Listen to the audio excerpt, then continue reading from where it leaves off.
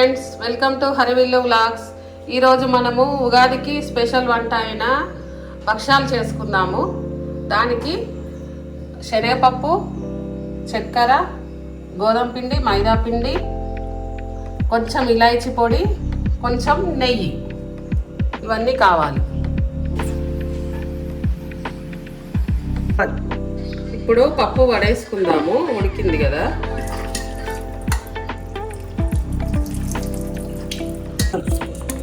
ఇప్పుడు పప్పు నీళ్లు వరిసినాయి. ఇప్పుడు వేసుకుందాము, మిక్సీ పడదాము. పప్పు ఎంతో చక్కెర అంతా వేసుకొని మిక్సీ పట్టాలి. చక్కెర కూడా వేసుకుందాము. చక్కెర వేసి మిక్సీ మెత్తగా పట్టుకోవాలి. ఇప్పుడు ఇలా మెత్తగా పట్టుకున్నాక దీన్ని ప్యాన్ పెట్టి ఉడికించుకోవాలి కాసేపు. ఇప్పుడు స్టవ్ ఆన్ చేస్తాం.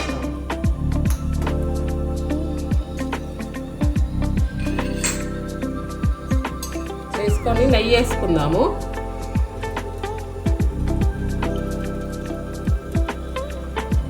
నెయ్యి ఒక 3 టేబుల్ స్పూన్స్ వరకు వేసుకుందాం.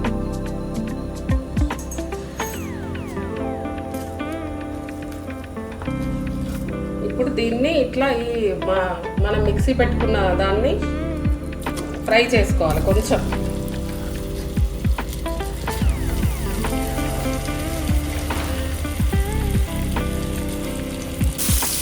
ఇలా వేసుకొని దీన్నంతా ఇట్లా మంచిగా ఫ్రై చేసుకోవాలి. కొంచెం కలర్ మారేంత వరకు ఉంచాలి. ఇలా చేసుకున్న ముద్ద ఒక 1 వీక్ 10 డేస్ వరకు కూడా ఉంటుంది. అట్లనే ఉంచిన ఫ్రిడ్జ్లో పెట్టి ఉంచి ఇప్పుడు ఇలా కలబెట్టుకుంటూ ఉండాలి. ఆపద్దు. కొంచెం మంచిగా కలర్ మారుతుంది. కలర్ మారినాక దించాలి. ఇప్పుడు అయింది. ఇప్పుడు ఇలాచీ పౌడర్ వేసుకొని స్టవ్ ఆఫ్ చేసుకుందాం.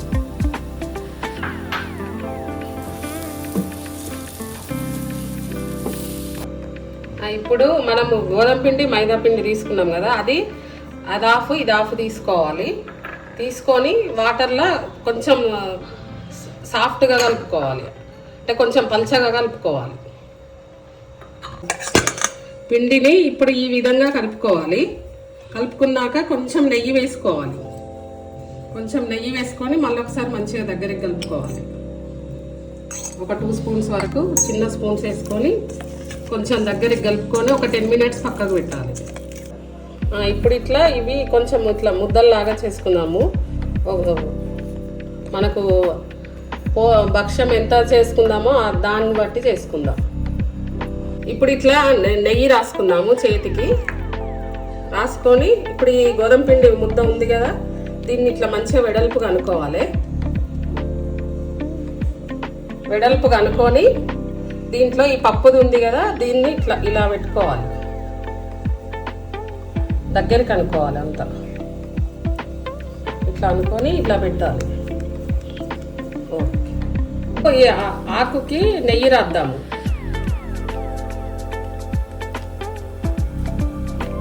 నెయ్యి రాసినాక ఇట్లా మంచిగా పల్చగా ఒత్తుకోవాలి. మనం ఎంత సైజు అంటే అంత సైజు చేసుకోవచ్చు. మేమైతే చిన్నగానే చేస్తాము.